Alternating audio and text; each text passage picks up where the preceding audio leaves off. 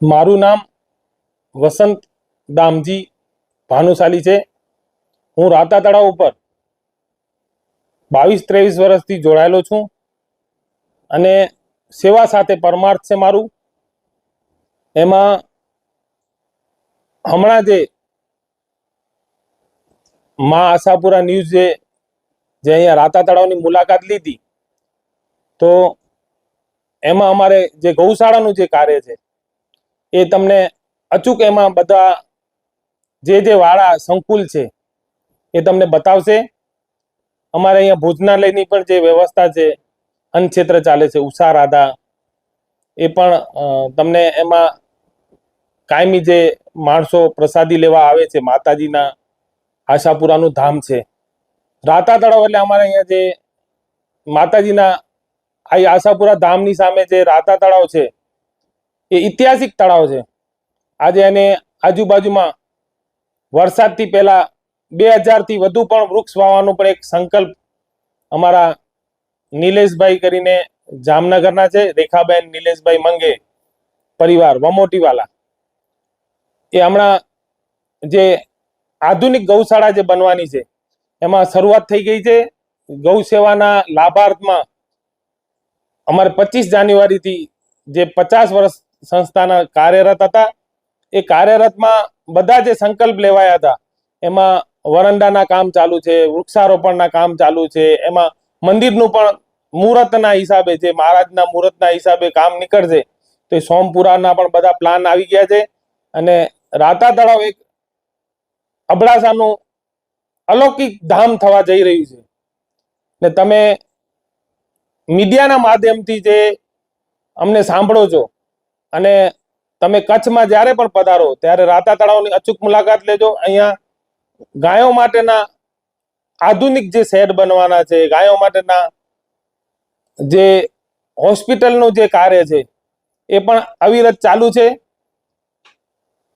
અને એમ્બ્યુલન્સના પણ દાતારો જે મળી ગયા છે, મંદિરના દાતારો જે મળી ગયા છે, એ બધા કાર્યો રાતા તળાવ પર વિકાસના કાર્યો એ ચાલુ જ છે। તમે આવીને આંખે નિહાળી શકો છો અને ખૂબ અહીંયા વિકાસના કાર્ય છે। અમારા મુંબઈના જે બધા ટ્રસ્ટી છે, હરીશભાઈ હોય કે કમિટી મેમ્બર હોય, પ્રમુખ હોય કે ટ્રસ્ટી હોય, બધા ખૂબ અહીંયા ધ્યાન આપે છે। મનજી બાપા પણ વધુ પૂરતા અહીંયા કચ્છમાં રાતા તળાવ રહે છે ત્યારે પણ એ પોતાના ગાયોના જે ભાવ કૃષ્ણ જેમ સેવા કરતા હોય એવી રીતે તમે અલૌકિક એની સેવા જોઈ શકો છો। તમે અહીંયા પધારશો એટલે તમને અચૂક ધ્યાન આવશે અને અમારા અહીંયા જે પણ મહેમાનો આવતા હોય, દર્શનાર્થીઓ આવતા હોય કે દેશ વિદેશથી જે પણ જાત્રાળુ પધારતા હોય, એમના માટે અમે કાયમી દિવસ રાત જે અમારાથી થશે એવી સેવા આપશું। જય ગૌ માતા, જય માતાજી, જય વંદે માતરમ।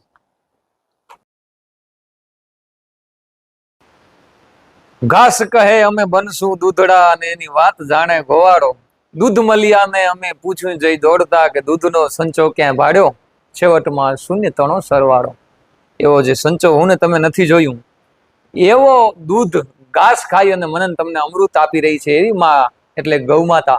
અને ગૌ માતાનું ધામ એટલે કે શ્રી ઓધવરામ સત્સંગ મંડળ મુંબઈ સંચાલિત શ્રી વાલરામ મહારાજ પાંજરાપોળ રાતા તળાવ મધ્યે જ્યારે આજે હું એક ચારણ તરીકે, એક સાહિત્યકાર તરીકે, એક કલાકાર તરીકે તો ખરો, પણ સાથે એક આ સંસ્થાના કાર્યકર્તા તરીકે મને જણાવતા ખૂબ આનંદ થાય છે કે એક કચ્છનો માત્ર એક તળાવ હતું, રાતો તળાવ, જ્યાં ખરેખર મને તમને 10-15 માણસો જોવા હોય તો પણ જોવા ન મળે એ સમયમાં ખાલી એક નાનકડી ડેરી, અને એ ડેરીનો દર્શન કરી એટલે રાતા તળાવ આવી ગયા એવું હતું। પણ અત્યારે મને કહેતા ગૌરવ થાય છે કે ધરતી ઉપર પહોંચીએ એટલે રાતા તળાવ એટલે ગૌ સેવાનું ધામ થઈ ચૂક્યું છે। અત્યારે જબરદસ્ત ત્યાં ગૌ માની સેવા થઈ રહી છે અને એમાં ખાસ કરીને મને કહેતા જે વ્યક્તિ એ ગૌ ભક્તે આમ તો ના જ પાડે છે કે મારું નામ ક્યાં ના આવવું જોઈએ, પણ એનું નામ ચારણ તરીકે ન લઉં તો નગુણો કહેવાઉં, આદરણીય મનજી બાપા, કે જેમણે ગૌ માતા માટે થઈને ભેખ પહેરી લીધું છે, જે કોઈ દિવસ ચંપલ નથી પહેરતા અને ગૌ માતાની કેમ સેવા થાય એના માટે ગોવાળિયા થઈને આ ધરતી ઉપર રખડી અને ગૌ માતા માટે થઈને અઢળક એવી જબરદસ્ત સેવાધામ નિર્માણ જે થઈ ચૂક્યું છે, જેમાં દાતાઓના સહયોગ ગુજરાત સરકાર, ભારત સરકારનો પણ સહયોગ મળ્યો છે અને અન્ય આજુબાજુના વિસ્તારના દાતારો, 18 વર્ણના દાતારો, ભાનશાલી મહાજનના દાતારો દ્વારા જે આ 50 વર્ષ અત્યારે પૂર્ણ થયા છે એ સંસ્થાને, અને જ્યારે 51 વર્ષમાં જ્યારે આ સંસ્થાએ પ્રવેશ કર્યું છે ત્યારે આ જગ્યા ઉપર આવી એટલે મને તમને આમ અંદરથી ટાઢક મળે. આ ધરતીની ધૂળને માથે ચડાવવાનું મન થાય કે જ્યાં ગૌ માતાની સેવા થાય છે, જ્યાં આવેલને આવકારો મળે છે. જ્ઞાતિ પૂછવામાં નથી આવતું કે તમારી કઈ જ્ઞાતિ છે, પણ આ જગ્યા ઉપર આવે છે એટલે અતિથિ દેવો ભવો સમજી અને એને અહીંયા આશરો મળે છે, એને રોટલો મળે છે. એવી આ જ્યારે સંસ્થામાં મને અવારનવાર આવવાનું થયા છે ત્યારે આનંદ અનુભવું છું. ખાસ કરીને આ વિડીયોના માધ્યમ દ્વારા જણાવું છું કે 51 વર્ષમાં જ્યારે આ સેવાધામ પર વિકાસ થઈ રહ્યા છે એની ખાલી નાનકડી એવી ઝલક, આછેરી ઝલક આપું તો અત્યારે માતાજીનું ધામ છે, મા આશાપુરાનું ગૌ સેવાનું ધામ છે, સાથે સાથે આ એક સરોવર છે આ ધરતી ઉપર. અને ત્યારે આ જગ્યા ઉપર આમ તો અત્યારે ઘણી બધી વિકાસ થઈ ચૂક્યો છે, પણ અત્યારે જે એક 5 કર્મ થવા જઈ રહ્યા છે, 5 સારા કાર્યો થવા જઈ રહ્યા છે. પ્રથમ, માં ભગવતી માં આશાપુરાનું મંદિર, કારણ કે રવિ કૃપા બિન હોય નહીં અને પૃથ્વી ઉપર પ્રભાત, તો માત્ર કૃપા બિન બને નહીં અને જગ મેં કબુ કોઈ બાત. એવી માની કૃપા વગર કાંઈ ન થાય એવી આશાપુરા માના અહીંયા બેસણા છે. અને અહીંયા એક સુંદર મજાનો મને તમને દર્શન કરી અને કાંઈક એવી ઉર્જા મળે એવો મંદિર જ્યારે થવા જઈ રહ્યું છે રાતા તળાવ મધ્યે. એટલે કે એક તો મંદિર બનવા જઈ રહ્યું છે, બીજું કે અતિથિ ભવન, આવેલ ને આવકારો આંગણિયા પૂછીને જે કોઈ આવે એને આવકારો મીઠો આપજે, એવો અતિથિ ભવન, એક અદ્યતન અતિથિ ભવન જ્યાં બનવા જઈ રહ્યું છે આ રાતા તળાવ ધામે. અને ત્રીજું કે ગૌવંશ માટે પશ્ચિમ કચ્છમાં એવી હોસ્પિટલ તમે ક્યાં જોઈ નહીં હોય એવી ગૌવંશની સેવા થાય, એને કાંઈ પણ તકલીફ હોય એના માટે થઈ અને એક અદ્યતન હોસ્પિટલ પણ નિર્માણ થવા જઈ રહી છે, જેનું અત્યારે કામ ચાલુ છે એ પણ.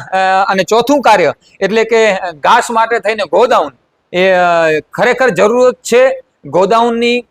ચોમાસું હોય, ઉનાળુ હોય, એમાં ઘાસનું સ્ટોક થઈ જાય એના માટે થઈ અને એક ગોડાઉન બનવા જઈ રહ્યા છે, એ પણ ચોથું કાર્ય. અને પાંચમું કાર્ય એટલે કે 3 ડોમ શેડ બનવા જઈ રહ્યા છે કે આ જ્યારે આ જગ્યા ઉપર તમે આવશો ત્યારે તમને આના વિડીયોના માધ્યમ દ્વારા હું તમને બતાડીશ પણ કેવા ડોમ શેડ તૈયાર થવા જઈ રહ્યા છે. તો આવા એક 51 વર્ષમાં જ્યારે આ સંસ્થા પ્રવેશ કર્યું છે ત્યારે એવા પંચકર્મ એક જબરદસ્ત, જેને હું તમે ખાલી સાંભળીએ ને તોય મને તમને મોજ આવે એવા સેવાકીય પ્રવૃત્તિના જ્યારે કાર્ય થઈ રહ્યા છે.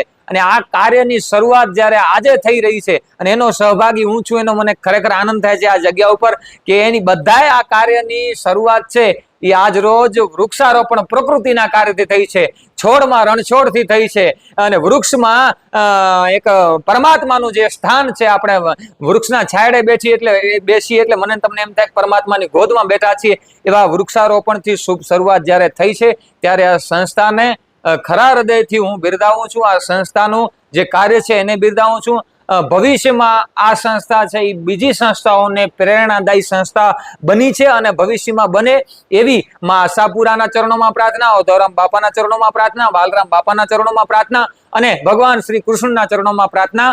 આ ધરતી ઉપર કચ્છમાં માં આશાપુરાના બેસણા છે અને આ ધરા ઉપર આવી જ્યારે સેવા થાય ત્યારે આપ સૌને ખરેખર જે આમાં ખરેખર જે દાતાઓ છે, હું એકનો નામ લઉં ને એકનો ન નામ લઉં તો કદાચ અયુક્તું લાગશે, પણ આ જગ્યા ઉપર પછી ચાંદ્રા પરિવાર હોય તોય ભલે, રાજેશભાઈ નંદા હોય તોય ભલે, સુરેશભાઈ નંદા હોય તોય ભલે, દીપભાઈ ગજરા હોય તોય ભલે અને આદરણીય નિલેશભાઈ મંગે હોય તોય ભલે, એવા અઢળક દાતાઓ જે એમ કહેવાય છે કે નાનાથી એક નાના કાર્યથી કરી 100 થી કરી અને 100 કરોડ સુધીનો જે કાંઈ પણ દાતાઓએ આ જગ્યા ઉપર ડોનેશન દીધું છે એને ખરા હૃદયથી બિરદાવું છું. એટલું જ નહીં પણ કોઈ પોતાના સમયનું દાન દીધું છે એવા દાતાઓને પણ હું ખરેખર બિરદાવું છું. એટલું નહીં પણ ખાલી કાંઈ ન આપી શકે પણ બહારે જઈ અને આ જગ્યા ઉપર સેવાકીય પ્રવૃત્તિ થઈ રહી છે એને બિરદાવે ને ખાલી, એ પણ દાતાઓને હું ખરેખર બિરદાવું છું. વિશેષ વાતો ન કરતા આ જગ્યા ઉપર આ સંસ્થાને જ્યારે 51 વર્ષમાં પ્રવેશ કર્યું છે ત્યારે આ સંસ્થા વતીથી, એક કાર્યકર્તા વતીથી, એક ચારણ તરીકે આ સંસ્થાને ખૂબ ખૂબ અભિનંદન, વિશેષ અભિનંદન આદરણીય મનજી બાપાને. જય માતાજી, જય ગૌ માતા, જય આશાપુરા. મારું નામ કૈલાસ ગોસ્વામી અને ગૌ માતાની સેવાનો જે લાવો મળ્યો છે એને સતત આજે 21મું વર્ષ ચાલુ છે. ગૌ માતાની સેવા કરવાનો અમને મોકો મળી રહ્યો છે. આ સંસ્થા સંત શ્રી વાલરામજી મહારાજ પાંજરાપોળ અને શ્રી કચ્છી ભાનુશાલી ઓધવરામ સત્સંગ મંડળ ના સંયુક્તપણે ચાલી રહી છે. અહીં કુલ પશુધનની સંખ્યા છે 5,800 ને પણ પાર પહોંચી ગઈ છે. કારણ કે મારું કામ વહીવટી કાર્ય છે, હિસાબ કિતાબ રાખવાનો અને સરકાર સાથે સમન્વય સંસ્થાનું જે હોય એ પ્રકારના કામ છે. કુલ પશુધનને રોજની ચારાની જરૂરિયાત છે એ લગભગ 2500 મણ જેટલી ચારાની જરૂરિયાત છે, જેમાં રોજ 14 થી 15 ટેમ્પો ભરાઈને સેવાધામ રાતા તળાવ પહોંચતા હોય છે. આ સિવાય સૂકો ચારો અને જે અશક્ત અને અપંગ ગૌ છે તેમના માટે ખોળ ભૂસો તેલ ગોળ પણ આપવામાં આવે છે. અને દાતાશ્રીઓના સહયોગથી પણ જે ગૌદાન અનુદાન ચારો મોકલવામાં આવે છે એમાં તો ખાસ ભાનુશાલી સમાજનો તો પૂર્ણ સહયોગ છે. સાથે સાથે કચ્છ કડવા પાટીદાર સમાજ હોય, લેવા પટેલ સમાજ હોય, બ્રહ્મ સમાજ છે, ક્ષત્રિય સમાજ છે, આમ 18 વર્ણનો સહયોગ અત્રે મળી રહ્યો છે. કોઈ પોતાનું શ્રમદાન કરે છે તો કોઈ આર્થિક દાન કરે છે અને કોઈ વસ્તુદાન આપીને પણ ગૌ સેવાના કાર્યમાં તમામે 18 વર્ણ સેવાધામ રાતા તળાવ ખાતે જોડાયેલા છે. અને ખાસ અમારા ટ્રસ્ટીઓ જે તમામ છે મંજી બાપુની નિગરાની હેઠળ, એના નેજા હેઠળ ખૂબ સતત અને સરળ કાર્ય કરી રહ્યા છે. અને અમને સૌને પણ કાર્યકર્તાઓને ખૂબ પ્રેમભાવ મળી રહ્યો છે. આપ સૌને મીડિયાના માધ્યમથી એવી વિનંતી કરું છું કે આવનારા દિવસોમાં સેવાધામ રાતા તળાવ છે એ માત્ર સેવાનું ધામ નહીં પણ એક અત્યાધુનિક ગૌશાળા પાંજરાપોળ આપણને જોવા મળશે એવી પાંજરાપોળ દાતાઓના સહયોગથી અત્રે બની રહી છે. સાથે સાથે મંદિરનું નિર્માણ પણ આવનારા સમયમાં થવાનું છે. અને આવા તમામ પ્રકારના કાર્યો માત્ર પાંજરાપોળ કે જ્યાં ગાયોના વાડા હોય એવું નહીં, પણ એક ફરવાનું સ્થળ બનવા જઈ રહ્યું છે. તો આપ સૌને નમ્ર વિનંતી છે આવા કાર્યમાં સહભાગી થવા અને અમારા અત્રે આવીને અમને સૌને પ્રોત્સાહન આપવા આપ સૌને નમ્ર વિનંતી છે. જય ગૌ માતા. શું નામ છે તમારું? મારું નામ મહેશ્વરી રાહુલ.